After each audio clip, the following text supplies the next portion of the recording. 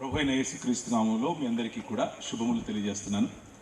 ప్రాంగణంలో కూర్చున్న వారు, అలాగే చుట్టుపక్కల మైకుల ద్వారా వింటున్న వారు, ఒకవేళ ఇంకా రావటానికి ఇష్టపడి దూరంగా ఇందులో నుంచి బయలుదేరిన వారు, ఒకవేళ లైవ్ ఇస్తూ ఉంటే లైవ్ ద్వారా చూసేవారు అందరికీ కూడా ప్రభువైన యేసుక్రీస్తు నామములో మీకు ఈరోజు సాయంకాలం ప్రభు చక్కటి మంచి వాతావరణంలో దేవుని వాక్యం, చక్కటి వాక్యం, దేవుని వాక్యంలో ఉన్నటువంటి ముత్యాల లాంటి మన జీవితాలకు అవసరమైన జీవజలములు మీకు లభించాలని, మీరు అటువంటి దేవుని వాక్యంలో నిండుగా మునిగి ఈరోజు సంతోషపడాలి అని ఆశిస్తున్నాను, అలాగే ప్రార్థిస్తున్నాను కూడా. ఇకపోతే కొన్ని విషయాలు ఈరోజు మనం చూసుకోబోతున్నాం. నన్ను ఆహ్వానించినటువంటి మార్తమ్మ గారు, అలాగే వారి కుమారులు, వారి ఇంటి వారు, అలాగే స్థానిక సంఘం ఒలీవల ప్రార్థన మందిరం సంఘ కాపరి మరియు సంఘ సభ్యులు, మీరందరికీ కూడా నేను ప్రభువైన యేసుక్రీస్తునామములో మరొకసారి కృతజ్ఞతలు తెలియజేస్తున్నాను. కొంచెము అవివేకముగా నేను మాట్లాడినను మీరు సహింపవలనని కోరుచున్నాను. నన్ను గూర్చి మీరు ఎలాగైనాను సహించండి. దేవాసక్తితో మీ ఎడల ఆసక్తి కలిగి ఉన్నాను. ఎందుకనగా పవిత్రురాలైన కన్యకుగా ఒకడే పురుషునికి అనగా క్రీస్తుకు సమర్పింపవలనని మిమ్మల్ని ప్రధానము చేసేది. కానీ సర్పము తన కుయుక్తి చేత హవ్వను మోసపరచినట్లు మీ మనస్సులను చేర్పబడి క్రీస్తు ఎడలనున్న సరళత నుండి, పవిత్రత నుండి ఎట్లయినను తొలగిపోవునేమో అని భయపడుచున్నారు. ఏలయనగా వచ్చినవాడు ఎవడైనను మేము ప్రకటింపని మరి యొక్క యేసును ప్రకటించినను, లేక మీరు పొందని మరి యొక్క ఆత్మను మీరు పొందినను, మీరు అంగీకరింపని మరి యొక్క సువార్త మీరు అంగీకరించినను, మీరు వానిని గూర్చి సహించుట యుక్తమే. ఇది ఒక వ్యంగ్యాస్త్రం. వ్యంగ్యంగా ఇంకా అలాంటి వాళ్ళను కూడా భరిస్తే, అలాంటి వాళ్ళను కూడా సహిస్తే ఇక మీ బతుకులు చెల్లినట్లే అంటూ చెప్పినటువంటి మాట. ఈ మాటలు నేను 2వ కొరింథీయులకు రాసిన పత్రిక, అపోస్తలుడైన పౌలు కొరింథీ సంఘానికి రాసినటువంటి 2వ పత్రిక 11వ అధ్యాయం నుంచి చదివాను. మొదటి 4 వచనాలు. నేనైతే మిక్కిలి శ్రేష్ఠులైన ఈ అపోస్తలుల కంటే లేశమాత్రమును తక్కువ వాడను కానని తలంచుకొనుచున్నాను అంటూ అపోస్తలుడైన పౌలు తనను తాను గురించి, తన యొక్క అపోస్తలత్వమును గురించి ఒక హేతువు చెబుతూ, ఆయన ప్రకటించినటువంటి సువార్త కాకుండా వేరొక సువార్త మీరు అంగీకరిస్తే, ఆయన ప్రకటించినటువంటి యేసు కాకుండా వేరొక వ్యక్తిని క్రీస్తుగా, లేకపోతే వేరొక యేసులో ఉండాల్సిన లక్షణాలు లేని క్రీస్తును గనక మీరు వెంబడిస్తే, అలాగే ఆయన పరిచయం చేసిన అపోస్తలులు మనకు పరిచయం చేసిన మనము కలిగి ఉండాలి అని చెప్పిన ఆత్మను పోలి జీవించకపోతే, ఆ ఆత్మ ఫలమును ఫలించకపోతే, ఆత్మ వరమును మనము మన జీవితాల్లో కలిగి ఉండకపోతే, అలాంటి ప్రకటన చేసేవారి గురించి మాట్లాడుతున్నాడు.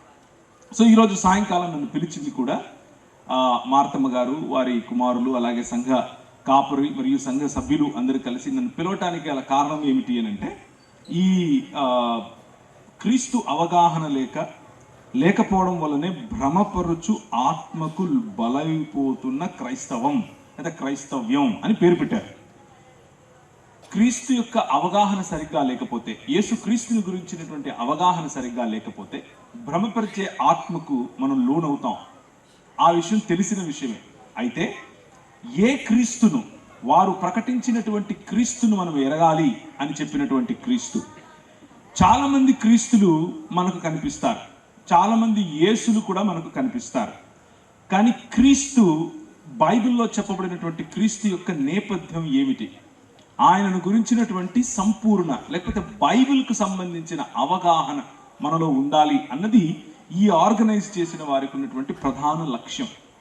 సో 66 పుస్తకాలు ఉన్నటువంటి బైబిల్ గ్రంథము, ఆ బైబిల్ గ్రంథం ప్రకటించేటటువంటి క్రీస్తును గురించినటువంటి మాటలు ఈరోజు చూస్తాం.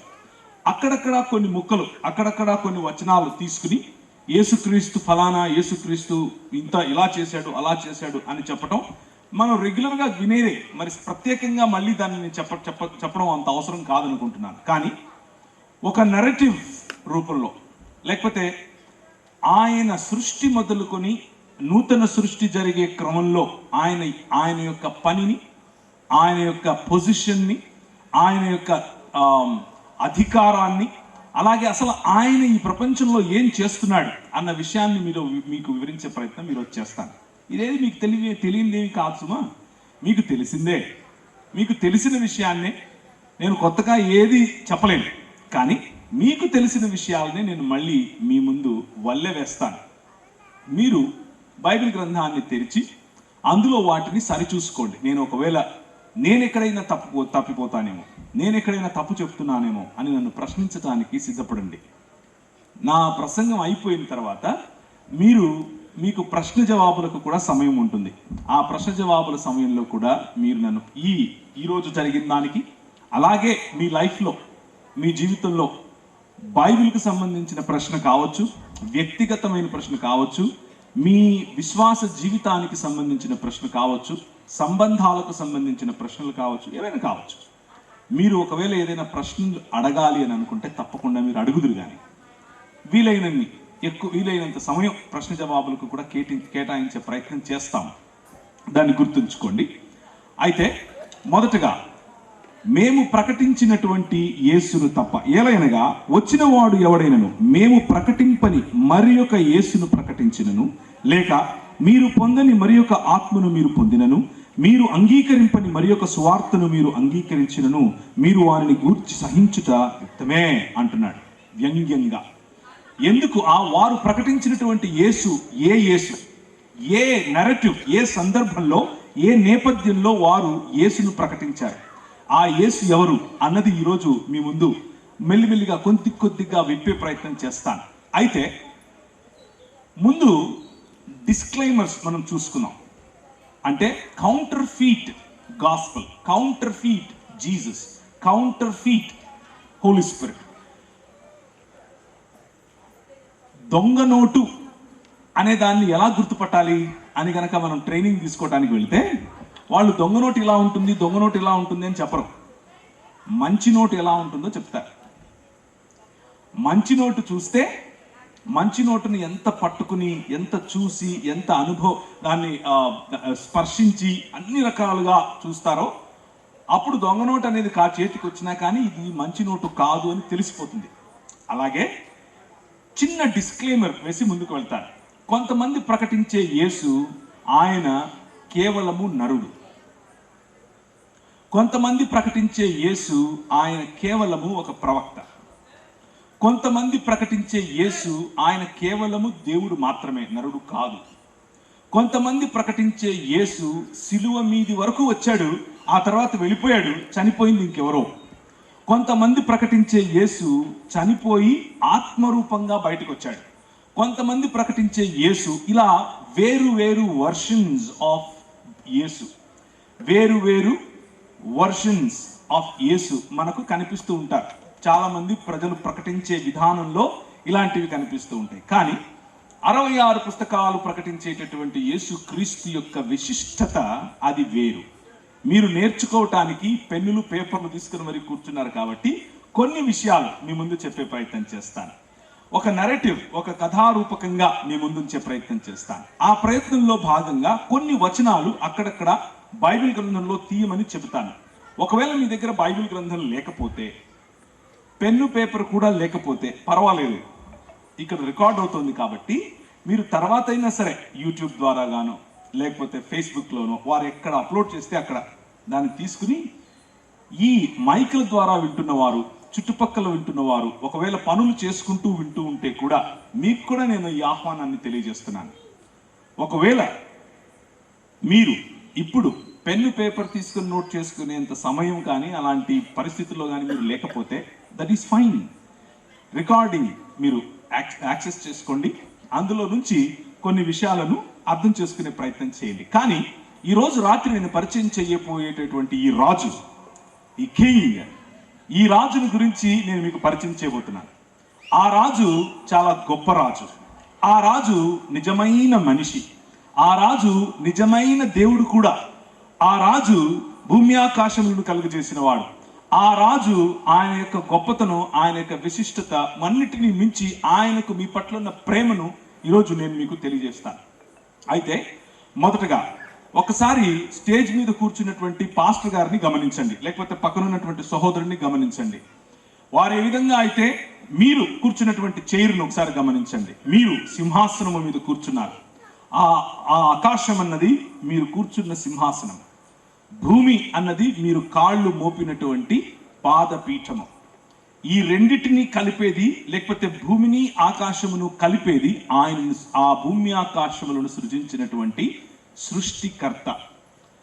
బైబిల్ గ్రంథం ఇలాగే మొదలవుతుంది. ఆది యందు దేవుడు అని మొదలవుతుంది. ఆది యందు దేవుడు భూమి ఆకాశములను సృజించాడు. భూమి ఆకాశములు అనే ఒక యూనిట్ ను సృజించాడు. ఈ రెండు వేరు వేరు కావు. ఈ రెండిటిని కలిపేది స్వయంగా దేవుడే. ఆయనే ఆకాశమును సింహాసనముగా చేసుకున్నాడు, భూమిని తన పాదపీఠముగా చేసుకున్నాడు. 6 రోజులు సృష్టి కార్యాన్ని జరిగించినటువంటి దేవుడు 7వ దినాన ఆ ఆకాశము మరియు ఆకాశం అనే సింహాసనము మరియు భూమి అనే పాదపీఠము అయినటువంటి తన భవనములోనికి ప్రవేశించాడు, తన మందిరములోనికి ప్రవేశించాడు. ఆ భవనము, ఆ మందిరము, ఆయన ఇల్లు లేకపోతే దేవాలయము అని పిలువబడేటటువంటి భూమి ఆకాశములు అనే ఈ సృష్టిలో మనిషిని తన స్వరూపమందు తన పోలిక చొప్పున చేసి ఆ మందిరములో, ఆ భవనంలో, ఆ ఇంటిలో మట్టితో చేసినటువంటి మనిషికి ప్రాణ ప్రతిష్ఠ చేశాడు. ప్రాణ ప్రతిష్ఠ. కొద్ది రోజులు ఒక ఎలక్షన్స్కి ముందు మన గౌరవ ప్రధాని గారు అయోధ్యలో ప్రాణ ప్రతిష్ఠ చేశారు కదా, ప్రాణ ప్రతిష్ఠ. అలాగే మీకు అర్థమవటం కోసం ఈ మాటలు చెప్తున్నాను. అలాగే మనిషి చేసేది కాదు, దేవుడు మనిషిని తన ఆలయంలో, తన ఇంటిలో, తన స్వరూపము, తన పోలిక చొప్పున ఉన్నటువంటి మనిషిని ఆయన మట్టితో చేసి ప్రాణ ప్రతిష్ఠ చేశాడు. ఈ ఆలయంలో ఈ భూమి ఆకాశములు అనేటటువంటి దేవుని సృష్టిలో ఫలించండి, అభివృద్ధి చెందండి, విస్తరించండి, భూమిని నిండించండి మరియు దాన్ని పరిపాలించండి, ఏలండి అని చెప్పి మనిషికి అధికారంతో కూడినటువంటి ఆశీర్వాదం ఇచ్చాడు. 2 ఆలు గుర్తించండి, మళ్ళీ అధికారంతో కూడినటువంటి ఆశీర్వాదాన్ని ఇచ్చాడు. అధికారం ఏమిటి అనంటే పెత్తనం చేయటం కాదు. అధికారం అంటే పెత్తనం చేయటం కాదు. అధికారం అనంటే ప్రేమ చూపించటం, తల్లిదండ్రులకు ఇచ్చినటువంటి అధికారం. ఇంటిలో అధికారం తల్లిదండ్రుల వద్ద ఉంటుంది. దేనికోసం అధికారం? ఆకలి అన్నది తెలియకుండా పిల్లల్ని పెంచటం, అలసట అన్నది తెలియకుండా పిల్లలను బడికి పంపించటం, ఇంటిల్లాదులందరినీ కూడా అభివృద్ధిలోనికి తీసుకొని రావటం, చక్కటి క్రమాన్ని ఇంట్లో పెట్టడం, వగైరా వగైరా అన్నిటినీ మించి పేర్లు పెట్టడం, ఐడెంటిటీ, నీ గుర్తింపును నీకు ఇవ్వటం, ఇది తల్లిదండ్రులకు ఇచ్చినటువంటి బాధ్యతతో కూడిన అధికారం. ఆ అధికారం దేవుడు మనుష్యులకు ఈ సృష్టిలో ఇచ్చాడు. అందుకనే బైబిల్ ఏం చెప్తుంది అనంటే, ఆది యందు మనిషి స్త్రీగాను పురుషుడిగాను చేయబడినటువంటి మనిషి, 100% స్త్రీ మనిషి, అలాగే 100% పురుషుడు కూడా మనిషి. ఆ 2 శరీరాలు ఒకటైనప్పుడు నరుడు అని దేవుడు పిలిచాడు. భిన్నత్వాన్ని లేకపోతే వేరు వేరు శరీరాలను ఒక్క శరీరముగా కుటుంబము అని పిలిచాడు. అలా పిలిచిన దేవుడు ఇచ్చిన అధికారముతో కూడినటువంటి ఈ బాధ్యతలో పేర్లు పెట్టమన్నాడు. ప్రపంచంలో ఉన్న ప్రతిదానికి పేర్లు పెట్టే తల్లిదండ్రులకు ఉన్నటువంటి స్థితిగతులను మనుష్యులకు ఇచ్చాడు. ఆ మనుషులు దేవుని యొక్క పురాతన కాలము నుండి, ఆయన ఆది అన్నది పుట్టక ముందు నుంచి మాట్లాడుతూ వస్తున్నటువంటి దేవుడు మాట్లాడుతూ ఉండగా మనుషులతో వారికిచ్చినటువంటి బాధ్యతతో కూడినటువంటి ఈ అధికారాన్ని వారు దుర్వినియోగం చేయటం ఒకరోజు మొదలుపెట్టాడు. క్రీస్తు ఎవరు, ఏ క్రీస్తును గురించి నేను ప్రకటిస్తున్నాను అని చెప్పడం కోసం ఈ నేపథ్యం కావాలి. వారికి ఇచ్చినటువంటి బాధ్యతతో కూడిన అధికారాన్ని దుర్వినియోగం చేయటం వల్ల నీ అధికారం క్రింద నేను ఉండను, నాకు నేనే రాజును అని ఎప్పుడైతే మనిషి ప్రకటించుకున్నాడో, నాకు నేనే ఐ యామ్ ద కింగ్ అని ఎప్పుడైతే మనిషి ప్రకటించుకున్నాడో, తన జీవితంలో పతనాన్ని చవిచూడటం మొదలుపెట్టాడు. దేవుని స్వరూపము మరియు పోలిక అయినటువంటి మనిషి యొక్క స్వరూపము మెల్లిమెల్లిగా పశుప్రాయం అయ్యింది. కారణం ఏమిటి అనంటే, సృష్టికర్త స్థానాన్ని మనిషి స్వయంగా తనకిచ్చుకోవటం మొదలుపెట్టుకున్నాడు. సృష్టికర్త స్థానాన్ని మనిషి సృష్టికి ఇవ్వటం మొదలుపెట్టాడు. సృష్టికర్త స్థానాన్ని మనిషి స్వయంగా తనకు, అనగా సృష్టిలో భాగమే, అలాగే సృష్టిలో ఉన్నటువంటి జీవ జంతువులను వనరులను ఏలాల్సినటువంటి మనిషి, పరిపాలించాల్సినటువంటి మనిషి, ఫలించి విస్తరించి భూమిని నిండించి అభివృద్ధి చెంది దాన్ని ఏలాలి అని మనిషికి దేవుడు చెబితే, మనిషి స్వాతంత్రం కోరుకుని బానిస అయ్యాడు. స్వతంత్రం కోరుకున్నటువంటి మనిషి బానిస అయ్యాడు. తను సొంతంగా తయారు చేసుకున్నటువంటి సిస్టమ్స్, చట్రాల్లో ఇరుక్కుపోయాడు. అన్నదమ్ముల మధ్య వైరం మొదలైంది, భార్య భర్తల మధ్య వైరం మొదలైంది, లేనిపోని అసూయ మొదలైంది, లేనిపోని ఈగోస్ రావడం మొదలుపెట్టాయి. మనిషిని ఏ రోజు ఏలమని దేవుడు చెప్పలేదు. ప్రపంచాన్ని ఏలమన్నాడు, సృష్టిని ఏలమన్నాడు. కానీ మనిషి సృష్టిని విడిచి మనిషిని ఏలటం మొదలుపెట్టాడు. భార్య భర్త పైన ఏలాలని, భర్త భార్యను ఏలాలని, తమ్ముడు అన్నను ఏలాలని, అన్న తమ్ముడిని ఏలాలని, పక్కనోడి భార్యను, పక్కనోడి దాన్ని ఏమంటారు వస్తువులను లేకపోతే ఆస్తులను గుంజుకోవటం మొదలుపెట్టారు. All systems that man made, మనిషి చేసుకున్నటువంటి ఈ సిస్టమ్స్ అన్నీ కూడా మనుష్య రాజ్యం, కులం అనే వ్యవస్థ, మతం అనే వ్యవస్థ, వివక్ష అనే వ్యవస్థ, నల్లగా ఉంటే చెడు, తెల్లగా ఉంటే మంచిది అన్న వ్యవస్థ, పొడుగ్గా ఉండాలి అన్న వ్యవస్థ, పొట్టిగా ఉంటే తప్పు అన్న వ్యవస్థ, నీ ముక్కును బట్టి నిన్ను వేరు చేయటం, నీ రంగును బట్టి నిన్ను వేరు చేయటం, నీ భాషను బట్టి నిన్ను వేరు చేయటం, నీ ప్రాంతాన్ని బట్టి వేరు చేయటం, మనిషిలోనికి మనిషి స్వయంగా తను వేసుకున్నటువంటి ముగ్గులో కూర్చున్న కారణం చేత, దేవుణ్ణి తిరస్కరించడం కారణం చేత మనుష్య సమాజము మెల్లిమెల్లిగా వ్యత్యాసాలకు లోనైంది. మనిషిని అలాగే దేవుణ్ణి ఇద్దరిని కోల్పోయాడు. మళ్ళీ చెప్పనా, మనిషి దేవుణ్ణి కోల్పోయాడు, మనిషిని కోల్పోయాడు. మనిషికి దేవునికి మధ్య అగాధము ఎప్పుడైతే ఏర్పడిందో, దీన్నే భూమి ఆకాశముల మధ్య డివోర్స్ అని పిలుస్తారు. భూమి ఆకాశముల మధ్య జరిగినటువంటి ఎడబాటు, ఈ ఎడబాటును ఎవరో పూర్తి చేయాలి. ఈ ఎడబాటును మళ్ళీ భూమి ఆకాశములను, అనగా దేవుని యొక్క నివాస స్థలమైనటువంటి భూమి ఆకాశములుగా పిలువబడుతున్న ఆయన మందిరాన్ని మళ్ళీ నూతన సృష్టిగా నిర్మించాలి. మళ్ళీ మనిషి నిజమైన మనిషిగా మారాలి. అందుకే బైబిల్ మొత్తంలో ఉన్నటువంటి థీమ్ ఏమిటి అని అంటే, 66 పుస్తకాల్లో ఉన్నటువంటి థీమ్ ఇదే: న్యాయము, కనికరము, దీన మనస్సు. న్యాయమును జరిగించటం, కనికరాన్ని ప్రేమించటం, దీన మనస్సు కలిగి దేవుని ఎదుట బ్రతకటం. ఈ 3 థీమ్స్ తోనే మన ముందుకు బైబిల్ వస్తుంది. కొత్తగా లేకపోతే మనకు తెలియని, లేకపోతే కేవలము ఏదో మోరల్ అంటే నైతికంగా మనం పడిపోయాం కాబట్టి, నైతికంగా దేవుడు మన మీద చాలా కోపం కలిగి ఉన్నాడు.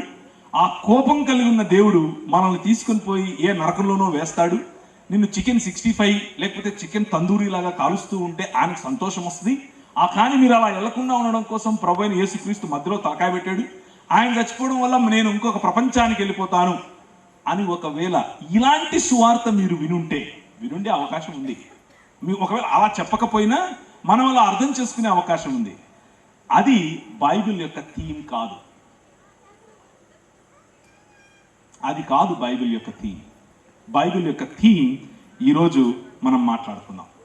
కీర్తనల గ్రంథం 144వ అధ్యాయంలో 5వ వచనంలో ఒక మాట ఉంటుంది. గగనమును చదవండి. కీర్తనల గ్రంథం 144వ అధ్యాయం 5వ వచనం. యెహోవా, నీవు ఆకాశమును వంచి దిగిరా, పర్వతములు పొగరాజునట్లు నువ్వు వాటిని ముట్టుము. అక్కడ జరుగుతున్నటువంటి అన్యాయం, మనిషి స్వయంగా తనను పాలించుకుంటే జరిగేటటువంటి అన్యాయాన్ని చూసి ప్రజల ఆర్తనాదం ఇది. నువ్వు రావాలి, నువ్వు ఆకాశాన్ని వంచి రావాలి. ఇలాగే యెషయా గ్రంథం 64:1 చదవండి. యెషయా గ్రంథం 64:1.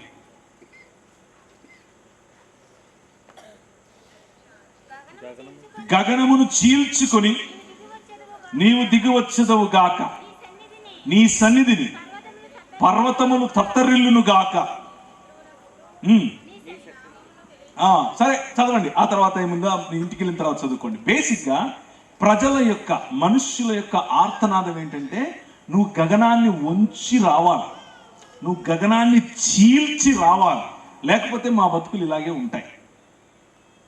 మా మధ్యలో అన్యాయం పెట్టిరేగిపోతుంది. కొంతమంది మన మధ్యలో పాటలు రాసేవాళ్ళు కూడా ఈ పాటలు ఇలాంటి భావాలే రాశారు.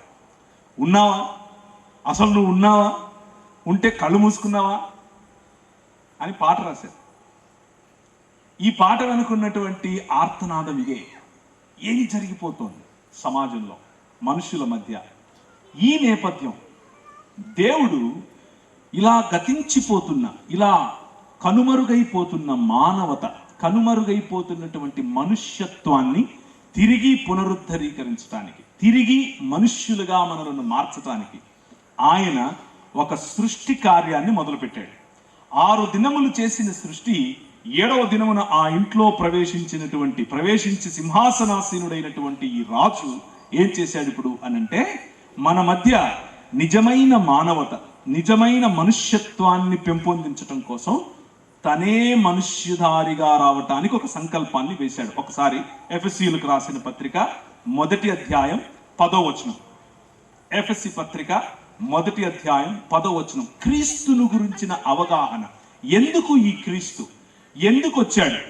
ఆయన ఒక మత స్థాపకుడా, ఆయన ఒక రాజకీయవేత్తన, ఆయన ఒక విద్యావేత్తన, లేకపోతే ఆయన మోరల్ స్టోరీస్ అంటే నైతిక కథలు చెప్పి వెళ్ళాడా? మోరల్ టీచింగ్, నైతిక గురువుగా వచ్చి వెళ్ళిపోయాడా? ఏంటి అసలు ఈ క్రీస్తు ఎందుకు రావాలి, ఆయన బోధలు మనం ఎందుకు వినాలి, ఆయనను ఎందుకు అనుసరించాలి అన్న ప్రశ్నలు కూర్చున్న మీలో ఉండొచ్చు, మైకుల ద్వారా వింటున్న వారిలోనూ ఉండొచ్చు. కనుకనే ఈ కొంచెం సమయం తీసుకుని నువ్వు రావాలి అని పిలిచే మనుషుల యొక్క ప్రతిఫలం ఈ క్రీస్తు అని చెప్పే క్రమంలో ఈ మాటలు చెప్తున్నాను. అసలు ఆయన ఎందుకు వచ్చాడు అన్న విషయాన్ని ఒకసారి ఎఫెసీ 1:10. దేవునికి ఒక సంకల్పం ఉంది. ఆ సంకల్పాన్ని బట్టి ఆయన పరలోకమందున్నవే గాని భూమి మీద ఉన్నవే గాని సమస్తమును క్రీస్తునందు ఏకముగా సమకూర్చవలెనని తనలో తాను నిర్ణయించుకున్నాడు. మనిషి తీసుకున్న నిర్ణయం, మనిషి చేసిన తిరస్కరణ, మనిషి దేవుణ్ణి తిరస్కరించటం కారణం చేత భూమి ఆకాశముల నడుమ జరిగినటువంటి ఈ అగాధం, ఏర్పడినటువంటి అగాధాన్ని క్రీస్తు అనేటటువంటి ఒక్క మనిషి అవిధేయత కారణం చేత మనుష్య సమాజం అంతా ఏ విధంగా అయితే దేవునికి దూరమైందో, ఒకే ఒక్క మనిషి యొక్క విధేయత కారణం చేత ఈ మనుష్య సమాజం మళ్ళీ మనుషులుగా మారాలి. పరలోకమందున్నవే గాని భూమి మీద ఉన్నవే గాని సమస్తాన్ని ఐక్యపరిచి క్రీస్తులో ఒక్కటి చేయాలి. ఈ విప్లవమే, ఈ ఉద్యమమే క్రీస్తు చేసేటటువంటి ఉద్యమం. ఇది ఒక మతం కాదు, ఇది భక్తి జీవితం మాత్రమే కాదు, ఇది తబలా కొట్టి మ్యూజిక్ వేసి చప్పట్లు కొట్టి చేసే భజన జీవితం కాదు. అది ఉంటే తప్పు లేదు, ఆరాధన మంచిది, కానీ అక్కడితో ఆగేది కాదు. ఇది విశ్వమానవ ఉద్యమం, విశ్వమానవ విప్లవం, మనిషిని మళ్ళీ మనిషిగా, క్రీస్తును పోలిన మనిషిగా పిలవటమే ఈ సువార్త యొక్క ప్రధాన లక్ష్యం. సువార్తకున్నటువంటి ప్రధాన లక్ష్యం మనిషిని మళ్ళీ మనిషిగా చేయటం. మానవ విలువలను కోల్పోతున్న సమాజంలో మానవతను నింపటం, న్యాయమును జరిగించడం. ఒక ఆయన పాట పాడాడు, ఒక ప్రవక్త. ఇలా ఆ ప్రవక్తతో ప్రజలు అడుగుతున్నారు, ఏం తీసుకుని వచ్చి నేను ఈ యెహోవాను దర్శించాలి? వేలాది నదులంతా విస్తార తైలం తీసుకొని వచ్చి ఇస్తే నీవు సంతోషపడతావా? నా గర్భఫలమైన నా జ్యేష్ఠపుత్రుని నీకు ఇస్తే నువ్వు సంతోషపడతావా? నా కోడలు నా దూడలు నాకు పండిన పంట తీసుకొని వచ్చి ఇస్తే నువ్వు సంతోషపడతావా? ఎందుకు అలా అడుగుతున్నాడు అనంటే, మనిషి తయారు చేసుకున్నటువంటి మతం, మనిషి తయారు చేసుకుంటున్నటువంటి మార్గములు, మనిషి తయారు చేసుకుంటున్నటువంటి తన పైన రాజ్యం చేసేటటువంటి పశుప్రాయమైనటువంటి మనిషి తయారు చేసుకున్నటువంటి సిస్టమ్స్, అవి దేవీ దేవతల రూపంలో, అవి కులం మతం అనే రూపంలో, అవి అందం చందం అనే రూపంలో, అవి డబ్బు గర్వం అనే రూపంలో, పరువు పరపతి అనే రూపంలో, వేరు వేరు రూపాలలో మన మీద రాజ్యం చేసేటటువంటి మనిషి ఏర్పరచుకున్నటువంటి సిస్టమ్స్. ఈ మనిషి ఏర్పరచుకుంటున్నటువంటి వ్యవస్థలలో చిక్కుకున్న మనిషిని దేవుడు మళ్ళీ నిజమైన మనిషిగా, కడిగిన ముత్యంలాగా, అగ్నిలో పుటము వేయబడిన బంగారులాగా బయటకు తీయాలి. ఆ ఉద్యమమే ఈ మార్గం. ఇది ఏదో చీప్ రిలీజన్ అని అనుకుంటారు పొరపాటున. అనేక మతాల్లో ఇది ఒకటి అని అనుకుంటారు. నో, ఇది అసలు మతమే కాదు. ఇది ఒక ఉద్యమం, ఇది ఒక విప్లవం, ఇది విశ్వమానవ సమాజానికి అంకురార్పణ. ఒక్క శరీరముగా సర్వ మానవులు ఒకే తాటి మీదకు రావటానికి జరుగుతున్నటువంటి ఒక ఉద్యమం. ఆ ఉద్యమ స్థాపన ఎప్పుడు జరిగింది అనంటే, ఇప్పుడు మీరు ఒకసారి నాతో పాటు బైబిల్ తీసి మీకా గ్రంథం 5వ అధ్యాయం 2వ వచనం చదవాలి. చదవటానికి ముందు ఏం తీసుకొని వచ్చి నేను నిన్ను కలవాలి, ఏం తీసుకొని వచ్చి నిన్ను కలవాలి అని ప్రజలు అడుగుతూ ఉంటే, మనిషి ఏర్పరచుకున్నటువంటి సిస్టమ్స్, ఆ సిస్టంలోకి నువ్వు రావాలి అనంటే నువ్వు నాకు పన్ను కట్టాలి అని చెప్తారు, నువ్వు నాకు తలనీలాలు ఇవ్వాలి అని చెప్తారు, నువ్వు అంగచ్ఛేదం చేయాలి అని చెప్తారు, నువ్వు ఉపవాసం అని చెప్తారు, నువ్వు ఫలానా రకమైన బట్టలు అని చెప్తారు, నువ్వు ఫలానా రకమైన పనులు అని చెప్తారు. ఏదో ఒక రకంగా బయలుదేవుడు ఏమడుగుతాడు? నువ్వు నీ పంటను అడుగుతాడు. మొలెకు దేవుడు ఏమడుగుతాడు? బైబిల్లో ఇవన్నీ కూడా దేవీ దేవతల యొక్క పేర్లు. మొలెకు దేవుడు ఏమడుగుతాడు? నీ పిల్లలను బలిగా ఇమ్మని అడుగుతాడు. అషేరా దేవత, కీయు దేవత ఏమడుగుతుంది? నీ భార్యలను అక్కడికి పంపించమని చెప్తుంది. Temple prostitution. అలాగే వివిధ వివిధ వివిధ రకాలైనటువంటి మనిషి ఏర్పరచుకున్నటువంటి సిస్టమ్స్ నీ నుంచి ఏదో అడుగుతాయి. ఈయన కూడా అలాంటి వాడే అని అనుకున్నారు. కానీ ప్రవక్త సమాధానం ఏం చెప్పాడు అని అంటే, అదే నీకు ఆ గ్రంథంలో, మనుష్యుడా, ఏది ఉత్తమమో నేను నీకు ముందే చెప్పాను. ఏమని చెప్పాను? న్యాయముగా నడుచుకొనుటయు, కనికరమును ప్రేమించుటయు, దీన మనస్సు కలిగి నీ దేవుని ఎదుట జీవించుటయు. ఇంతే నేను అడుగుతోంది. ఇదే యెహోవా అడిగే. There is nothing else. ఈ మార్గము నిజమైన మానవతా మార్గం. దానికి మాదిరి నిజమైన మనుష్యుడైనటువంటి క్రీస్తు. ఆయన, ఇప్పుడు మీకు 5:2 చదవండి. ఆయన బెత్లెహేము, ఎఫ్రాతా, యూదావారి వంశములలో నువ్వు స్వల్పమైన గ్రామం అనుకుంటున్నావేమో, ఇలా నబీపేట లాగా. నేను ఈ మీటింగ్కి ముందు కూర్చొని మాట్లాడుతుంటే పాస్టర్ గారు నాతో అన్నారు, మా ఊరికి బస్సు కూడా రాదండి, కానీ మీటింగులు చాలా బాగా జరుగుతాయి అని చెప్పారు. స్వల్పమైన గ్రామం అనుకుంటున్నావేమో, కానీ నా కొరకు ఇశ్రాయేలును ఏలబోయేవాడు నీలో నుండే వస్తాడు. పురాతన కాలము మొదలుకొని శాశ్వత కాలము ఈ క్రీస్తు ప్రత్యక్షమవుతూనే వస్తున్నాడు. ఆయన మాట్లాడుతూనే వస్తున్నాడు. ఆది అన్నది మొదలైనది మొదలుకొని ఆయన మాట్లాడుతున్నాడు. ఆది నుండి నేను మౌనముగా ఉన్నవాడను కాను అని చెప్తున్నాడు. ఈ క్రీస్తును గురించినటువంటి మాట ఎప్పుడు ఎక్కడ ఎవరితో మాట్లాడాడు, ఆయన ప్రణాళిక, ఆయనకున్నటువంటి ప్రణాళిక ఏమంట? భూమి ఆకాశములను కలపటమట, భూమి ఆకాశములను ఒక్కటి చేయటమట. భూమి ఆకాశములను ఒక్కటి చేయటం అంటే ఏమిటి అనంటే, దేవుడు వచ్చి మన మధ్య నివాసం చేయటం. దేవుడు మళ్ళీ మానవ సమాజమును తన ఇల్లుగా నిర్మించుకోవటం. దేవుడు వచ్చి మన మధ్య మన శరీరములను ఒకటి చేసినప్పుడు, అందరము ఒక్క శరీరముగా మారినప్పుడు ఆయన మన మధ్య నివాసము చేయటం. ప్రకటన గ్రంథం అంతా ఇదే.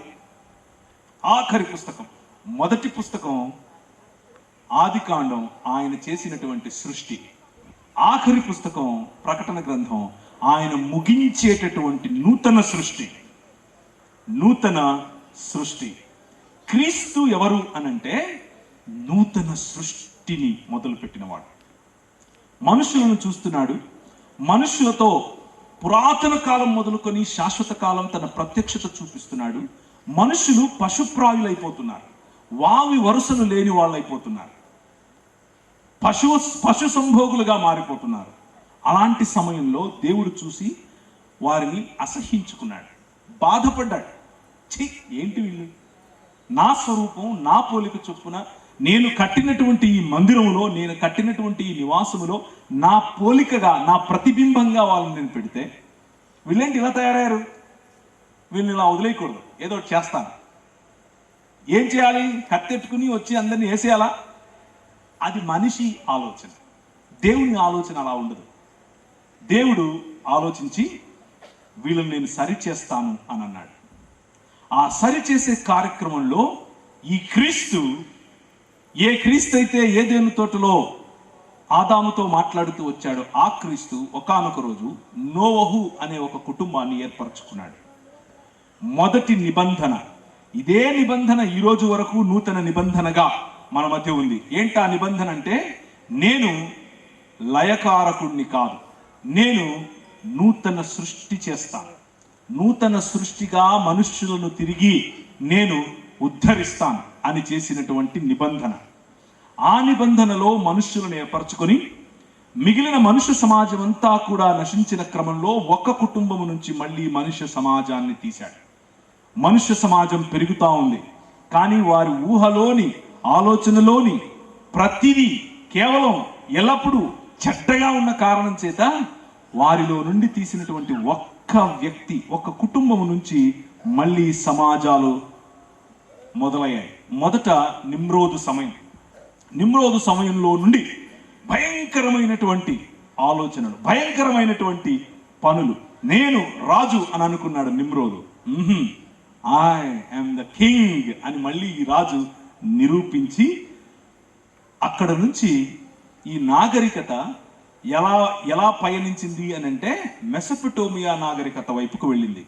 మెసొపొటేమియా నాగరికతలో నుండి ఇంకొక కుటుంబాన్ని తీశాడు.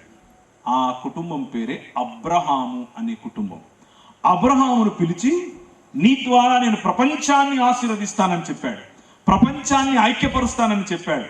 నీ పిల్లలు, నీ పిల్లల పిల్లలు, నీ పిల్లల పిల్లల పిల్లల కారణం చేత ప్రపంచం అంతా కూడా ఆశీర్వదింపబడుతుంది అని చెప్పాడు. ఫలించండి, అభివృద్ధి చెందండి, విస్తరించండి, భూమిని నిండించండి, దానిని ఏలండి అనేటటువంటి బాధ్యతతో కూడినటువంటి ఈ ఆశీర్వాదము మళ్ళీ రిపీట్ చేశాడు నోవహుతో, ఆ తర్వాత అబ్రహాముతో. అబ్రహాముకు చెప్పి అబ్రహామును ఏర్పరచుకుని తన పిల్లల గురించి ముందే చెప్పాడు. నీ పిల్లలు 400 పైచిలుకు సంవత్సరాలు ఎక్కడుంటారు? మనిషి పాలనలో ఉంటారు. మనిషి పాలనలో ఉంటే ఎంత నీచమైన బ్రతుకు మీకు ఉంటుందో మీరు చూస్తారు. దేవుని పాలన తిరస్కరిస్తే మీ బ్రతుకులు ఎలా అవుతాయో మీరు చూస్తారు. దాని తర్వాత నేను గగనాన్ని వంచి నువ్వు రావాలి అని నువ్వు అడుగుతావు, గగనాన్ని చీల్చుకొని నువ్వు రావాలి అని నువ్వు అడుగుతావు, నేను వస్తాను అని చెప్పాడు, పంపాడు. ఆ రోజుల్లో మెసొపొటేమియా ప్రాంతం ఈరోజు అమెరికా ఎలాంటిదో అలాంటిది. ఇప్పుడు మెసొపొటేమియా ప్రాంతంలో కరువు పడితే ఐగుప్తు ప్రాంతం వైపుకు ఈ నాగరికత ప్రయాణం చేస్తుంది. ఐగుప్తు ప్రాంతం ఆ రోజు మళ్ళీ వెంటనే ఒక 400 పైచిలుకు సంవత్సరాలలో ఐగుప్తు ప్రాంతము ప్రపంచంలోనే అతి గొప్ప సామ్రాజ్యం అయింది. ఈరోజు అమెరికా ఎలాగైతే శాసిస్తుందో అలా ఆ రోజుల్లో ఐగుప్తు శాసించేది. ఆ ఐగుప్తులో యోసేపు అనేటటువంటి ఒక చిన్న బాలుడిని తీసుకెళ్ళి ఆయన ద్వారా ఆ రాజ్యాన్ని ఆశీర్వదించడం మొదలుపెట్టాడు. ప్రపంచాలను ఆశీర్వదించడం మొదలుపెట్టాడు. దేవుని యొక్క నూతన సృష్టి కార్యాన్ని ఆయన చేయటం మొదలుపెట్టాడు. నోహుకు చేసినటువంటి నిబంధన, అబ్రహాముకు చేసిన నిబంధన, మోషేతో చేసిన నిబంధన. అబ్రహాము పిల్లలు బానిసత్వంలో ఉన్నారు. 10 రకాలైనటువంటి వనరుల చేత పాలింపబడుతున్నారు. ఆ 10 రకాలైనటువంటి వనరులు నీ పైన దేవుళ్ళు కాదు అని నిరూపించడం కోసం 10 రకాలైన తెగుళ్లను పంపి ఆ 10 రకాలైన తెగుళ్లతో ఈ బాధపడుతున్నటువంటి అందరికంటే గొప్ప దేవుని నేను అని విర్రవీగినటువంటి ఫరో అనే రాజుకు చుక్కలు చూపించాడు దేవుడు. నువ్వు మనిషి, నువ్వు దేవుడివి కాదు అని గుర్తు చేశాడు. న్యాయమును మర్చిపోయింది ఐగుప్తు, కనికరాన్ని మర్చిపోయింది ఐగుప్తు, విర్రవీగటం దీన మనస్సును మర్చిపోయింది ఐగుప్తు. ఆయన ప్రవేశించాడు. రండి పంపు నా పిల్లలను అని అన్నాడు. నో అన్నాడు. నువ్వు పంపాల్సిందే అని అన్నాడు. 10 రకాలైనటువంటి తెగుళ్ళ కారణం చేత ఫరో ఓడిపోయి చేతకాక మీరు వెళ్ళిపోండి అన్నాడు. అలా వెళ్ళటానికి బయటకు వచ్చినటువంటి చిన్న సమాజం దేవుని రాజ్యంగా పిలువబడింది. ఆ చిన్న సమాజం ఇశ్రాయేలు సమాజం. ఆ సమాజం వస్తూ ఉంటే ముందు చూస్తేనేమో ఒక పెద్ద సముద్రం, వెనక చూస్తేనేమో సైన్యం. ఏం చేయాలి? ముందు చూస్తే సముద్రం, వెనక చూస్తే సైన్యం. దేవుడు అన్నాడు నడవండి అన్నాడు. మోషే కర్ర, మోషేని వాడుకుని ఆ సముద్రాన్ని 2 పాయలుగా చీలిస్తే ఆరిన నేల మీద ఇశ్రాయేలీలుగా పిలువబడినటువంటి అబ్రహాము పిల్లలు నడిచి బయటకు వచ్చారు. గద్దరెక్కల మీద మోసుకొని వచ్చినట్లు నేను నిన్ను మోసుకొచ్చాను కదా అని చెప్పాడు. కానీ ఇశ్రాయేలుతో అన్నాడు, నీకు రాజొద్దు, ఐ యామ్ ద కింగ్, నేను రాజును, నేను నడిపిస్తాను అని అన్నాడు. పగటిలో మేఘస్తంభంగా నడిపించాడు, రాత్రిలో అగ్నిస్తంభంగా నడిపించాడు, నీళ్ళిచ్చు బండగా వారిని వెంబడించాడు. వీరి తండ్రి అయినటువంటి యాకోబుతో పెనుగులాడినటువంటి క్రీస్తు, ఈ క్రీస్తు భూమి ఆకాశములను ఐక్యపరుస్తున్నటువంటి క్రీస్తు యెహోవా దూతగా వారి మధ్యకు వచ్చాడు. భూమి ఆకాశములను ఐక్యపరుస్తున్నటువంటి క్రీస్తు సైన్యములకు అధిపతి యెహోవాగా వారి ముందుకు వచ్చాడు. వారిని నడిపించడం మొదలుపెట్టాడు. నడిపించి తీసుకుని వచ్చినటువంటి ఇశ్రాయేలుతో అన్నాడు, నీకు న్యాయము మర్చిపోకూడదు, స్వాతంత్రం మర్చిపోకూడదు, న్యాయము నీకు నీ మధ్య జరగాలి, కాబట్టి నీకు నేను న్యాయాధిపతులను ఇస్తాను అని చెప్పాడు. న్యాయాధిపతులు బైబిల్ గ్రంథంలో ఆది కాండం, పంచకాండములు అయిపోయిన తర్వాత ఏమొస్తుంది? న్యాయం. The main theme of Bible is justice. న్యాయమును జరిగించటమే బైబిల్లో ఉన్నటువంటి ప్రధానమైనటువంటి థీమ్. న్యాయం, కాబట్టి న్యాయాధిపతులను ఇస్తాను అన్నాడు.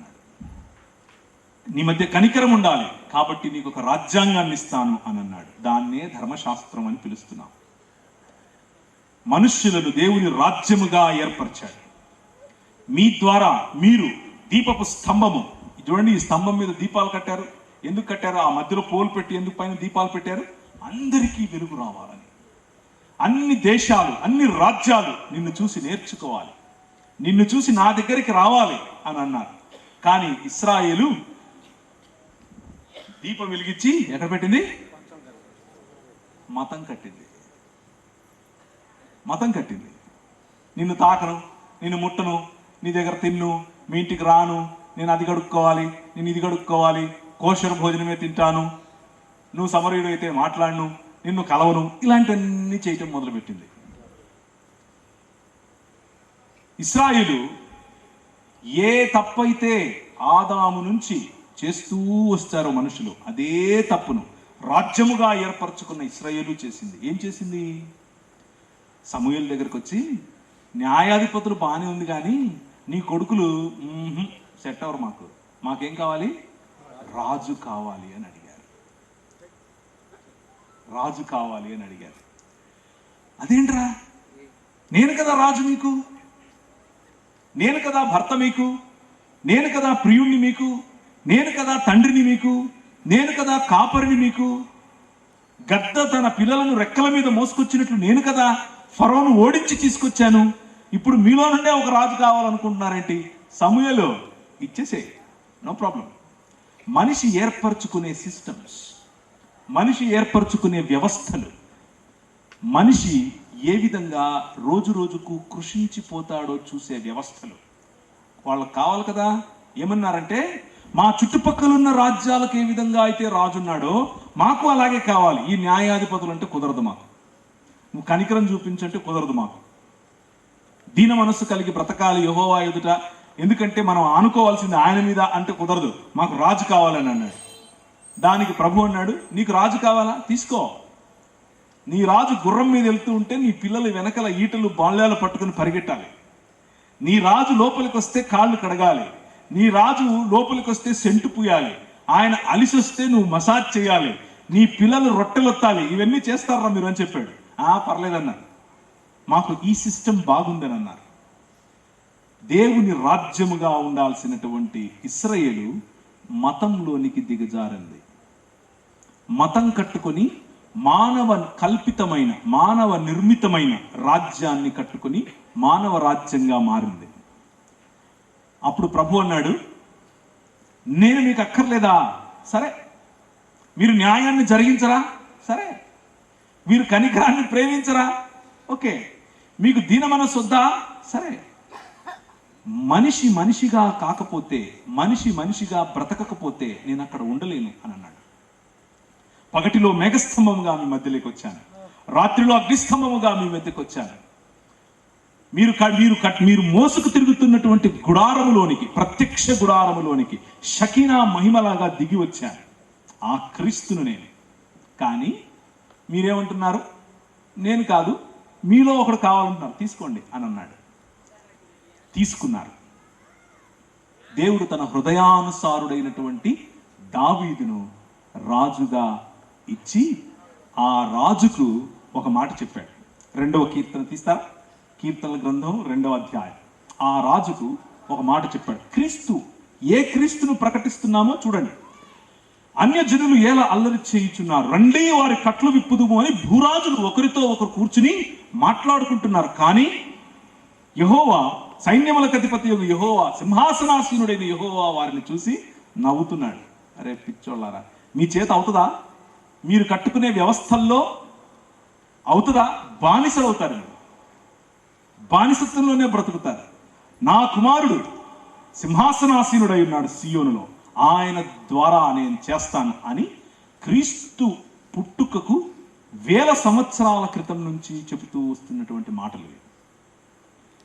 మీరు నన్ను అంగీకరించని కారణం చేత మీ మధ్య నుంచి నేను వెళ్ళిపోతాను అని చెప్పిన దేవుడు, దావీదు, నేను నీకు మందిరం కడతాను, నేను నీకు మందిరం కడతాను అని అంటే, నీ కుమారుడి ద్వారా నా మందిరాన్ని నేను నిర్మిస్తాను అని చెప్పాడు.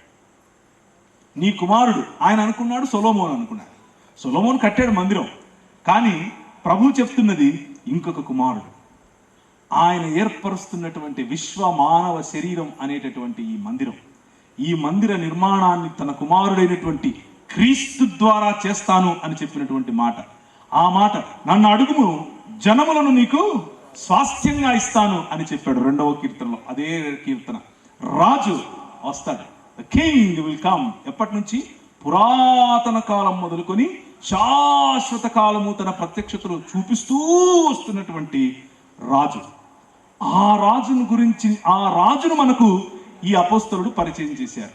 నాకు కాలు నొప్పి వస్తుంది అంటే పరిగెత్తుకుంటూ వచ్చి జండుబాం పెట్టే యేసు ప్రభుని ఈరోజు చెప్తున్నాను. నాకు తవన వస్తుంది అంటే ఆయన నూనె పెట్టాలి. నేను అక్కడికి వెళ్ళాలి, నా మీటింగ్ పెట్టుకున్నాను అంటే ఆయన ఏం చేయాలి? వర్షం రాకుండా ఆపేయాలి. ఇలాంటి యేసు ప్రభువును ప్రకటిస్తున్నారు మనం. Shame on us. అది కాదు, king, the king of this world, ఈ ప్రపంచాన్ని నిర్మించినటువంటి, భూమి ఆకాశములను నిర్మించినటువంటి రాజు, ఆ రాజును మనం ప్రకటిస్తున్నాం. ఆ రాజు మతం కట్టడానికి వచ్చాడు? నో, మానవతను మళ్ళీ నిర్మించటానికి వచ్చాడు. నువ్వు రావాలి, గగనం నుంచి రావాలి, గగనాన్ని చీల్చి రావాలి అని అంటే సాధారణమైన మనిషిగా అమ్మ కడుపులో నుండి వచ్చాడు. నువ్వు నేను ఎలా వచ్చాము అలా. ట్రూ 100% మ్యాన్, 100% మనిషి. ఈ మనిషి ఎవరో తెలుసా? ఆదియందు దేవుని వద్ద ఉన్నటువంటి వాక్యం. ఈ మనిషి ఎవరంటే ఆదియందు దేవునితో ఉన్న వాక్యం. ఈ మనిషి ఎవరు అనంటే ఆదియందు దేవుని వద్ద దేవుడై ఉన్నటువంటి వాక్యము, కృపా సత్య సంపూర్ణుడిగా మన మధ్యకు శరీరధారి అయి డేరా వేసిన వాక్యం. ఆయన భూమి ఆకాశములను నిర్మించినప్పుడు వాక్కుగా, వాక్ ప్రత్యక్షతలో కలుగును గాక అనగానే కలిగింది. ఎలా అనుకుంటున్నారు? ఈ వాక్యం, ఈ క్రీస్తు అని పిలువబడినటువంటి వాక్యం, సృష్టికర్త జాబితాలో ఉన్నటువంటి వాక్యం. ఆయన మన మధ్యకు వచ్చాడు. పురాతన కాలము మొదలుకొని శాశ్వత కాలము తన ప్రత్యక్షతను చూపిస్తూ వస్తున్నటువంటి వాక్యం. యెషయా గ్రంథం 48వ అధ్యాయం 12 నుంచి 16 వరకు చదవాలి. యెషయా గ్రంథం 48వ అధ్యాయం 12 నుంచి 16 వరకు. యాకోబు, నేను పిలిచిన ఇశ్రాయేలు, నాకు చెవియొగ్గి వినుము. నేనే ఆయనను, నేనే మొదటి వాణ్ణి, నేనే కడపటి వాణ్ణి. నా హస్తము భూమికి పునాదులు వేసింది. నా కుడి చేయి ఆకాశ వైశాల్యములను కలుగజేసింది. నేను వాటిని పిలువగా ఒక్కటి తప్పకుండా అన్ని వస్తాయి. తర్వాత ఆలకించండి. యెహోవా ప్రేమించువాడు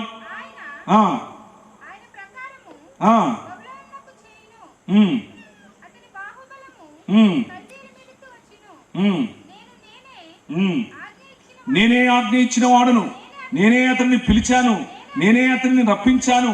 అతని మార్గము తేజరిల్లుతుంది. నా వద్దకు రండి.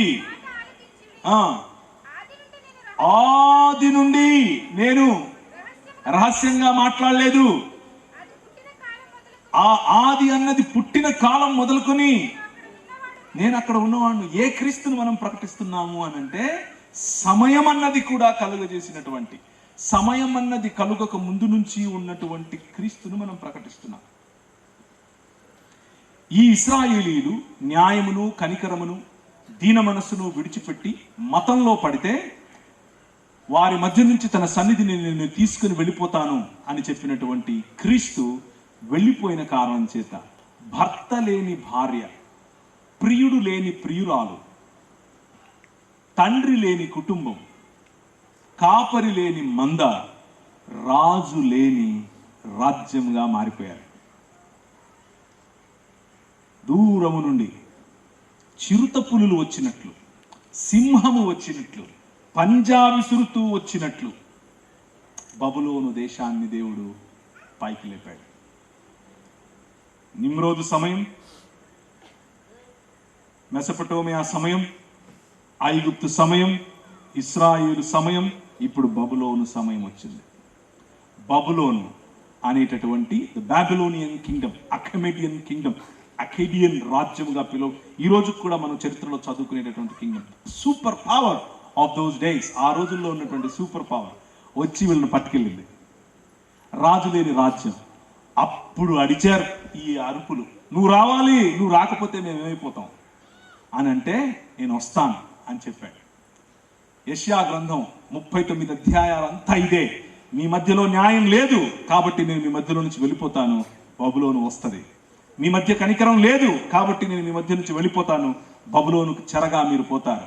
మీ మధ్య మీ మధ్య దీన మనస్సు లేదు కాబట్టి నేను మీ మధ్యలో నుంచి వెళ్ళిపోతాను, బబులోనుకు చెరగా పోతారు. చెర అనంటే బానిసత్వం, మరణం, జీవోత్సవాల్లాగా బ్రతకటం. దేవుణ్ణి తిరస్కరించిన మానవ సమాజం జీవాధిపతిని కోల్పోతే, జీవాధిపతితో కనెక్షన్ లేకపోతే బ్యాటరీ అయిపోయింది, ఛార్జింగ్ అవ్వదు. దాన్నే మరణం అంటారు. చచ్చిపోవడం అంటే అదే. మనం చావటానికి గల కారణం, ఎన్నటికీ చావని శరీరం కలిగి ఉన్నటువంటి మనిషి చావటానికి గల కారణం దేవుణ్ణి తిరస్కరించడం. ఆ మనిషి తీసుకున్న నిర్ణయం కారణంగానే భూమిలో ప్రతి ఒక్క దానిపైన మరణం అన్నట్టు మరణం శాసనం చేస్తోంది. కానీ మరణాన్ని చంపాలి. ఎలా? జీవాన్ని మళ్ళీ మనిషికి ఇవ్వాలి. ఎలా? నువ్వు రావాలి, మేము చచ్చిపోయే స్థితిలో ఉన్నాం అని అడుగుతూ ఉంటే, నేను వస్తాను అని చెప్పాడు. నేను నూతన సృష్టిని చేస్తాను అని చెప్పాడు. ఆ నూతన సృష్టిని చేసే కార్యమే ఈ బైబిల్ గ్రంథం చెప్తున్నటువంటి కార్యం. ఆ నూతన సృష్టిని చేయటం కోసం వచ్చిన వాడే క్రీస్తు. ఒకసారి యెషయా గ్రంథం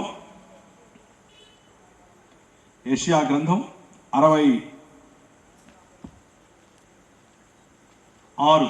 యెహోవా ఇలాగూ ఆజ్ఞయించుచున్నాడు, ఆకాశము నా సింహాసనము, భూమి నా పాదపీఠము. మీరు నా నిమిత్తము నా నిమిత్తము కట్టనుద్దేశించు ఇల్లు ఏ పాటిది?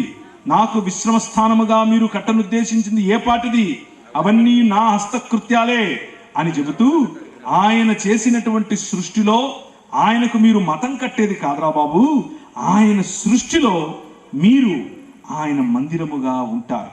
ఆయన మందిరముగా ఉండటం కోసం నేను మిమ్మల్ని ఏర్పరచుకుంటాను అని చెప్పినటువంటి ఆలోచన. ఆలకించుడి, పట్టణములో అల్లరిధ్వని, యెహోవా వాక్యమునకు భయపడు వారలారా మీరు చూడండి అంటూ ఆయన అంటున్నాడు, క్రొత్త ఆకాశమును క్రొత్త భూమిని నేను కలుగజేస్తున్నాను. ఆ క్రొత్త ఆకాశము క్రొత్త భూమిలో ఇక ఏమాత్రము 22వ వచనం, నేను సృజింపబోవు క్రొత్త ఆకాశమును క్రొత్త భూమియు లవయము కాక నా సన్నిధిని నిలిచినట్లు నీ సంతతియు నీ నామము నిలిచియుండును. ఇదే యెహోవా వాక్కు. ఆయన ఉద్దేశ్యము, ఈ క్రీస్తు ఉద్దేశం ఏమిటి అని అంటే, నూతన ఆకాశము నూతన భూమి. చచ్చిపోయి పరలోకం పోవడం కాదు. నూతన ఆకాశం నూతన భూమి, నూతన సృష్టి కార్యం, నిజమైన మనుష్యత్వం, నిజమైన మనుష్య సమాజం, భావనలున్న మనుష్య సమాజం, పరస్పర గౌరవం ఉన్న మనుష్య సమాజం, స్త్రీకి సరైన హక్కునిచ్చే మనుష్య సమాజం, పిల్లలకు కావలసిన వసతులిచ్చే మనుష్య సమాజం, పెద్దలను గౌరవించే మనుష్య సమాజం, మనుష్య సమాజంలో ఉండాల్సిన విలువలను తిరిగి తీసుకుని వచ్చే ఆడమ్ 2.0 నిజమైన మనిషి రావాలి. నువ్వు రావాలి అంటే మరియ గర్భాన జన్మించాడు ఈ క్రీస్తు మరియ గర్భాన జన్మించి ఆయనకున్న ప్రణాళిక ఏమిటి అని అంటే, మనుష్యులను దేవుని నుంచి దూరం చేస్తున్నటువంటి పాపము అనే ముళ్ళు, ఆ పాపమునకు ముళ్ళు లాంటి మరణాన్ని చంపాలి. అందరూ అనుకున్నారు ఈ క్రీస్తును చంపుతున్నాం అనుకున్నారు. కానీ ఆయన చావును ఆలింగనం చేసుకుని చావును చంపాడు. చావును చంపటం కోసం వచ్చిన వాడు క్రీస్తు. క్రీస్తు అంటే కేవలం చనిపోయినవాడు కాదు, చావును చంపటానికి వచ్చినవాడు. ఆయనను ఒకరోజు పిలాతు దగ్గరికి తీసుకుని వచ్చారు. బబులోను అనే సామ్రాజ్యం, బబులోను ఆ రోజుల్లో సూపర్ పవర్. ఇప్పుడు దేవుని కెమెరా బబులోనులో వీరు చేస్తున్నటువంటి ఆర్తనాదాలకు, ప్రార్థనలకు సమాధానంగా నేను నా కుమారుని పంపుతాను అని చెప్పి, ఇప్పుడు బబులోను నుండి ఎక్కడికి వచ్చింది? గ్రెకో రోమన్ ఎంపైర్కి వచ్చింది. అంటే ఈ యూరోప్లో మొదలైనటువంటి super power Roman empire, Greece మరియు రోమ్. వారి ప్రతినిధి అయినటువంటి పిలాతు నిలబడుకొని మాట్లాడుతున్నాడు. దేవుని రాజ్య ప్రతినిధి అయినటువంటి, నిజమైన మనిషి అయినటువంటి, సాధారణ మనిషిగా వచ్చినటువంటి క్రీస్తు ఆ పిలాతు ఎదురుగా నిలబడుకొని మాట్లాడుతున్నాడు. యూదుల రాజు క్రీస్తువు నీవేనా అని అంటే, అవును నీవన్నట్లే అని అన్నాడు. కానీ నా రాజ్యము నీ రాజ్యం వంటిది కాదు, ఈ లోక సంబంధమైనది కాదు. దాని మొదలు నా తండ్రి దగ్గర నుంచి ఉంది. నా రాజ్యంలో ఉంది, నా రాజ్యంలో ప్రేమ ఉంది, నా రాజ్యంలో గౌరవం ఉంది. నా రాజ్యం నీలాంటి రాజ్యం అయితే నా శిష్యులు ఇప్పటి వరకు దానికోసం పోరాడేవారు. పోరాడటం కాదు నా రాజ్యం, క్షమాపణ నా రాజ్యం అని చెప్పాడు, ప్రేమ నా రాజ్యం అని చెప్పాడు. 7 మాటలు సిలువలో పలికితే 7 మాటలు తన రాజ్య విలువలను గురించి చెప్పాడు. చనిపోతూ అమ్మా ఇదిగో నీ కుమారుడు, ఇదిగో నీ తల్లి అని ఏ పరిచయము లేని, లేకపోతే ఏ సంబంధము లేని వారికి బంధాలను, మనుష్యుల మధ్య బంధాలను ఏర్పరచటం క్రీస్తుకున్నటువంటి లక్షణం. నేడు నీవు నాతో కూడా పరదైసులో ఉంటావు, నేను వెళ్ళే చోటుకుంటావు, నీ రాజ్యంలో నువ్వు వచ్చినప్పుడు నన్ను జ్ఞాపకం చేసుకుంటే గ్యారంటీ అని అన్నాడు. ఆయన రాజ్య నిర్మాణం ఏంటి? ఆ రాజ్య నిర్మాణం ఎలా చేస్తాడు? ఆయన స్నేహితుల్లో ఒకడు, ఆయన లాజరు అని ఆయన చనిపోయాడు. వాళ్ళ అక్కలు ఏడుస్తున్నారు, ఓ నువ్వు ఉంటే చనిపోయేవాడు కాదు, నువ్వు ఉంటే చనిపోయేవాడు కాదు. ఆయన దగ్గరికి వచ్చి, మార్త దగ్గరికి ప్రభు యేసుక్రీస్తు ఈ విధంగా అడిగారు, నీకు తెలుసా నీ తమ్ముడు మళ్ళీ లేస్తాడని నీకు తెలుసా అంటే, అవునవును నాకు తెలుసు, అప్పుడెప్పుడో ఒకరోజు రాబోతోంది పునరుత్థాన దినమని, అప్పుడు లేస్తారని నాకు తెలుసు అని అంటే, కాదు, I am the resurrection in life, నేనే పునరుత్థానాన్ని, నేనే జీవాన్ని. ఈ లోకములో జీవం ఉండెను, అది ఈ లోకమునకు వెలుగై ఉండెను. ప్రతి మనిషిని వెలిగించటానికి ఆ జీవము ప్రతి మనిషి దగ్గరికి వెళ్ళటం మొదలుపెట్టింది. కానీ తన స్వకీయులైన వారు, ఇశ్రాయేలు వారు ఏం చేశారు? మతం కట్టారు కాబట్టి క్రీస్తును గుర్తించలేకపోయారు. క్రీస్తును గుర్తించక చంపేయి అని అన్నారు.